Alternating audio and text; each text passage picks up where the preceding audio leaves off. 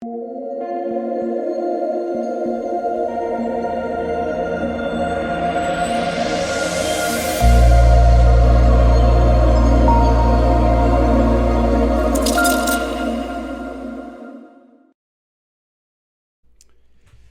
what is going on, guys? It's DK. Back at you with another video here to rate on the 4-game NBA main slate on Sunday. Before I get into the video, because you're new to the channel, my name's DK. I made daily videos as well as live stream for NBA and NFL slates on Draftkings. If you're unable to watch these YouTube videos, I also upload an Apple podcast with a link down below. It's called the DKDFS Show. If you're interested in signing up for premium content, I offer that on Patreon.com, an esports package which includes Call of Duty and CSGO, and an NBA package. And finally, I want to thank our sponsor for the show, PrizePicks. So, if you're not familiar with PrizePicks, the idea is you take over/under on fantasy points, and these will move throughout the day. So, if there's one that you think stands out when you look at it, you should probably take advantage of it, because again, they will move. So, right now they have 8 players posted for tomorrow. They'll have a lot more throughout the day, and they have a ton of different sports. They have MLB, they have college basketball, they have esports. You can mix and match sports. So, if you guys want to try it out, sign up. Use the code DKDFS. DKDFS, all one word, link down below. You'll get a 100% match up to $100. You put $100 in, you get $200 to play with. And the nice part is, again, it's a little bit of a change of pace because you're not playing against anyone, right? You're just playing against the house. So, yeah, again, if you guys want to sign up, use that code DKDFS, 100% match up to $100. But, yeah, with that out of the way, let's jump into the video. Or I guess before we get into it, I want to thank you guys again for the continued support, the videos, live streams. We had close to, I think, 350 viewers for a live stream on Saturday. That's really good. So thank you guys. Yeah, if you do enjoy this content, if you give a like button on the video, subscribe to the channel if you haven't already, and hit the notification bell so you don't upload videos live. Again, it will be you doing a YouTube live stream as always before lock tomorrow to go over everything, answer all your guys' questions. And let's aim for 150 likes, guys. If you enjoy this content, if you hit that like button, it helps me out a ton. So now let's jump into it. Before we talk about players and the prices for this 4-game slate, let's look back lineup here from Saturday. So Saturday was a pretty solid night, a good night, cashing overall and everything, but could have been a big night. Could have been a big night. So we got a few things to tilt about. A few. Let's go over my lineup. So Russell Westbrook, Drew Holiday, Luka Doncic, Melli, Boban, McLaughlin, Middleton, and Powell. And I was hammered. I hinted at it a little bit in the YouTube live stream. I got to be careful though in the the free live streams. I can't give away too much just because again I got to hold some obviously for premium members. But I literally in the Patreon live stream I was like, you play all 3 Dallas bigs, you play Westbrook and Luka, and you play either one Buck star or you play both. I was like, I'm leaning towards both Buck stars with McLaughlin. McLaughlin was a core play for me. I was like, if you don't play both Buck stars, you play one, and then you maybe get to a couple mid-range guys like a Bobby Portis, a TJ McConnell if Malcolm Brogdon was out. So, yeah, going over the lineup again, McLaughlin, he was huge. Only 43% owned, went for 38 fantasy points. The other guy I was considering, and it was close, was RJ Hampton. Once we got that Magic news that they were basically having an 8-man rotation, I was like, all right, RJ Hampton is definitely in play. I don't think he had a good game, RJ Hampton, if you played him. I don't think it was as good, though, as McLaughlin. So, again, the Dallas centers are all good. Boban should have played. I mean, he was clear play, 90% owned. Melli, only 60% owned, 1 for 25. And then Dwight Powell was only 6% owned, 1 for 19 fantasy points. I was like, hey, Powell and Boban are going to split the center minutes at basically mid-price against Washington. And then Melli again, too. So, okay, one thing to tilt about. Luka Doncic. No Kristaps Porzingis, missing half the team, literally against the best possible matchup against Washington that played no defense. And he has another floor game. I know he's going to break out of it eventually, but I was like, man, there's almost no way he's going to have a floor game. And he did. I couldn't believe it. He was chalk. He should have been. I am so shocked he busted. Russell Westbrook didn't have as good of a game as I thought. Only 52 fantasy points. Again, both Westbrook and Luka were the absolute chalk in the high dollar as they should have been. Both had pretty floor games in my opinion. I expected more from both. Now it was 109-87, kind of a blowout, but yeah, I honestly expected way more from those top 2 stars. Now Drew Holiday was massive. He was a core play for us on Patreon. 64 fantasy points, only 36% owned. Yeah, again, no Giannis Antetokounmpo in a matchup against the Kings that play no defense. Loved him and loved Chris Middleton. But Chris Middleton, you want to know what he started shooting through 3 quarters? 1 of 12.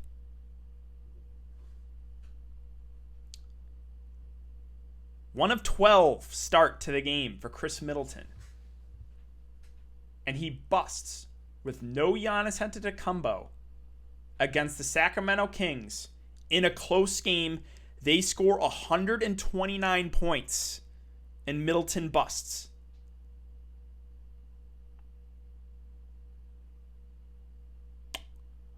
All right, then. And then the last thing I got to tilt about. So we get the news that Brogdon is out after lock. And I'm thinking, like, oh boy, I might be in some trouble here. Because LeVert was a guy I was really high on. McConnell, right? I think Miles Turner just had a subpar game. And then McDermott was also a viable value play. I was like, oh man, this I could be in some rough shape. And then I'm looking at my lineup. I'm like, all right, I'm already in the cash. You know, we basically, the Pacers game's ending. And I still have like a 4th quarter left for Milwaukee. I'm good. And then I see overtime for the chalk Pacers.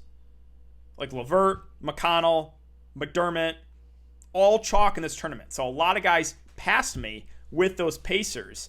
If that game doesn't go to overtime, I'd probably finish close to first. Or if Middleton actually doesn't shoot like 10% from the field, right? So a little bit tilting there. Again, it was still a good night overall. And I know a lot of Patreon members, a lot of YouTuber guys as well had big nights. So congrats to everyone on the big nights. But it could have been a bigger night. So that is it for the look back, guys. Hope you had a good night. And let's see if we can keep it rolling for this 4-game main slate. There's 2 games on the early slate.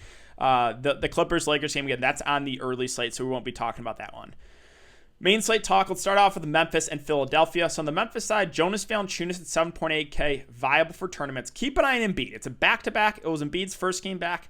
I would guess he misses this game, but we'll, again, keep an eye on it. If there's no Joel Embiid, I have more confidence in Jonas Valanciunas as a tournament play. If Embiid plays, I'm a little bit worried about foul trouble issues. Now, I said the same thing about Cat. I was like, hey, if Embiid plays, I'm a little bit worried about Cat. Cat is just on another level right now, and I'm all about it because he's on my best ball team. I'm like, hey, I am not complaining. Can we? I want to make sure this is correct, but I'm pretty sure he played 44 minutes. I'm pretty sure. Hold on, let me confirm. I don't want to say anything that I'm not 100% sure on. I thought I was scrolling through that. I'm looking at, 44 minutes for Karl Anthony Towns in no overtime. Again, not complaining on my best ball team, but it's like 44 minutes. McLaughlin, 42. Anthony Edwards, 41 minutes. They basically ran like a 7-man rotation. And Minnesota has been a team all year long that has really extended the bench. So it's like, what happened? Right? Like, I couldn't believe that. But yeah, back to Jonas Valanciunas. So I think he's a good tournament play, especially if there's no Joel Embiid. I have more confidence in him. John Morant is just, again, a tournament play, right? He's so up and down. It's been so weird because he was later in the season last year. He was really consistent, even in the playoffs, obviously. It's just some games he'll go for 50 plus, and some games he'll go for like 25. So for that reason alone, good tournament play. I don't trust it in cash. The rest of the Grizzlies, with everyone healthy, I just don't think I can do it. I just think everyone kind of looks like they're priced about right. Another team that runs a deep rotation. Not much else here in Memphis. Moving on to Philly. It all really just depends on what happens with Joel Embiid tonight. So again, he played 29 minutes. He had a good game in 20 minutes, 41 fantasy points. We'll see. If Joel Embiid plays, I would assume they kind of take it easy on his minutes. So if he plays, I'm probably just going to avoid everyone in Philly. If he misses, then I think it's Tobias Harris, the first stud I would look to, because Ben Simmons is just basically unplayable right now. So Tobias Harris would be the star I'd look to. Again, he's had some pretty big games with Joel Embiid out. And then Dwight Howard at 6'2". So played 19 minutes tonight. If there's no Embiid, I think we get somewhere around 25-ish, maybe closer to 30. So he'd be an intriguing play in the mid-range. Because Dwight's actually a pretty solid point per guy as long as he doesn't get ejected, right? And then that's probably it. Like Milton, Seth Curry, Danny Green. If you like land on one of these guys, the last piece in, sure. But it's just nothing really stands out from there. All right, Golden State and Atlanta. So Golden State, we have Steph Curry back at 9.8K. Up-tempo matchup here against the Atlanta Hawks. I think he's a pretty good spend up. should play mid-30s minutes. Yeah, I do kind of have some interest there in Steph. I'm not going to Wiggins at 8K. No thank you on Kelly Oubre. Draymond Green's the other guy I have interest in. He does actually get a boost with Steph Curry in the lineup. Keep an eye on this one. He was a late scratch, again, for my best ball team. That sucked on Friday. If he plays, I actually think he's a really good play at this price. 6'5", should play mid-30s minutes. I would like Draymond a good amount if he plays. Now, if he misses, keep an eye on that starting lineup. Pascal's out. I would guess it's Juan Toscano-Anderson. If he starts, would have some interest in him at his value play. So keep an eye on that one. Wiseman's at 5'1", hovering around 25 to 30 minutes. He's not really been good recently. I don't even know if I go to him. So that's basically what I got for Golden State. Let's move on to Atlanta. The big news is, two big pieces of news. Trae Young, Gallinari. If they're both out again, it's right back to Bogdan Bogdanović, even at 6'6". He would be the number one player on offense. Honestly, as a guy that can stuff the stat sheet when he's like the lead guy, really like Bogdan and would really like Lou Williams. My one concern with Lou Williams that last game was it was a back-to-back. He's a veteran. I was like, hey, maybe he only plays like 22 minutes again. They just said, screw it. They unleashed him. He played 30 minutes. If both Young and Gallinari are out again, I really like Lou Williams. So Bogdan, Lou Williams, the two guys like a good amount in the mid-range. Herter, fine. Play minutes. I do not like playing this guy. You guys know that, but he would be viable as well. And then Brandon Goodwin. He started. He played 28 minutes. Also would be a viable punt if both those guys are out. Now, if both Trae Young and Gallinari are in, then there's really not much I love besides probably the top two guys. When that would be Trae Young for tournaments. As long as there's no minutes limit, should play mid-30s minutes. It would be the number one on offense, again, in an up-tempo matchup. And then Clint Capella. With no John Collins, he gets a massive boost. Now, he did only play 29 minutes the last game. Was kind of a blowout. I'm expecting about 35 minutes from Clint Capella. I don't love the price at 8.8K, but I still think he can get it done. Because, again, he just gets a massive boost. Like we could see like a 20 and 15 with like 5 blocks stat line for Clint Capella. Honestly, he gets that big of a boost. Again, I don't love the price at 8.8. I would have wished he's cheaper, but he would be someone to look to as well. And who was it? It was Okongo that played some of the backup 5, but I don't think he got extended a little bit because of the blowout. So, and then I just don't play Tony Snell. I don't play Solomon Hill. Again, they could be free. I will never play Tony Snell. Let's move on to New Orleans and Houston. This one's, again, a little bit hard to say right now. We have Zion, Ingram, Lonzo Ball, questionable, Kira Lewis, doubtful, Josh Hart, out. All right, so assuming everyone's out, it's right back to NAW and Bledsoe. I don't care that NAW had a 4 game. I also don't care that his price went up. Going to play mid-30s minutes. Will probably be their number one on offense. I'm fine going right back to Nickeil Alexander-Walker, and I'm fine going right back to Bledsoe, too. Gets a massive boost with all those guys out, so those are the two guys to look to first. Isaiah Thomas is on the team. So what is his role going to be? I have no idea. I think he plays. I don't know how much he plays. He's 5'4". You can take a shot at him in tournaments. He's a good offensive player. Again, I just don't know how many minutes he plays. Steven Adams at 5.3K. A safer option. Should play mid-30s minutes. I don't know if he has a ton of upside. I don't know if his role necessarily changes with all those guys being out, but still a viable play. James Johnson. If all those guys are out again, I think is one of the better value plays this slate. Should play around 30 minutes. Can stuff a stat sheet. Would like James Johnson a good amount. And then it was Najee Marshall that moved in the starting lineup that last game. Played 30 minutes. If Najee Marshall starts again, viable play. Wesson Wundo, kind of like a Tony Snell.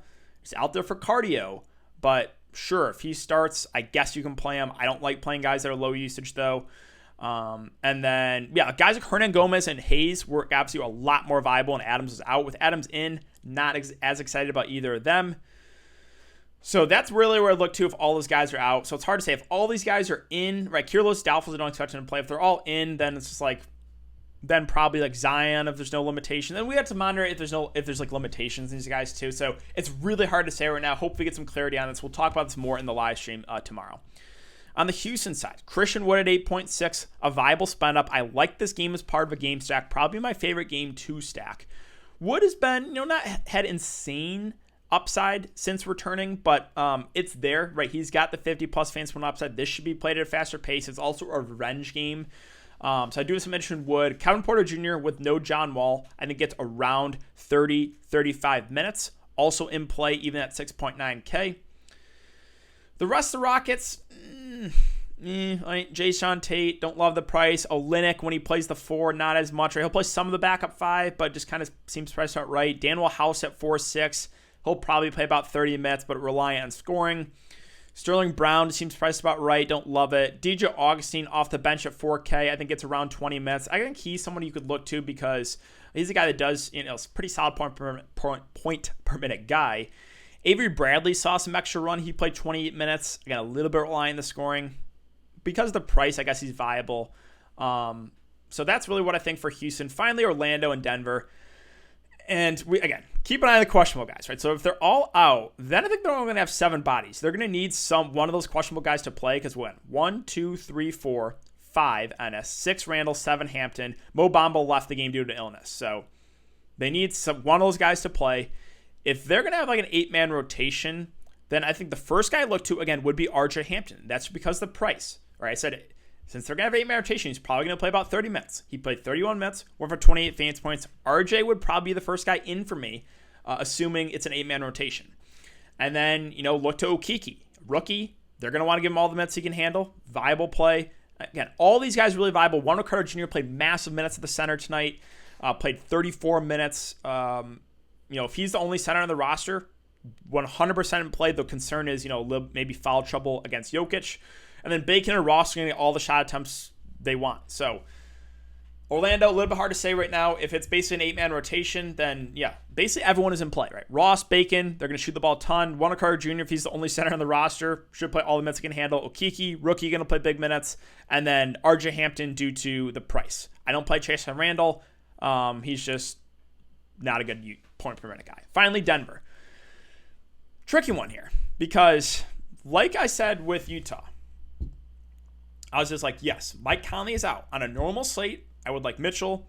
I would like Conley.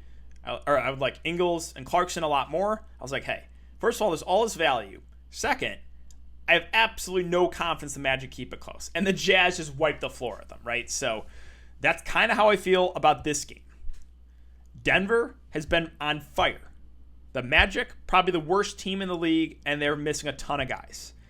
So I have no confidence this game stays close. For that reason, I'm just completely crossing off Denver. I have no interest in anyone. It's a 4-game slate. It's as weird as it sounds.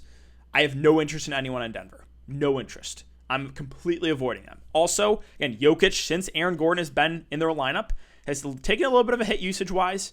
Like the top 5 starters, if this game can somehow stay close, will play big minutes if you want to take a shot in them. Again, no confidence. So for me, I'm just crossing them off. So that is it for the breakdown, guys. If you have been enjoying the content so far, I would really appreciate if you give a like button on the video, subscribe to the channel if you haven't already, and hit the notification bell so you don't upload videos you don't go live. Again, we'll be doing a YouTube live stream tomorrow, so make sure to check it out. Thanks again. Have a great night, and I'll see you all tomorrow on the live stream.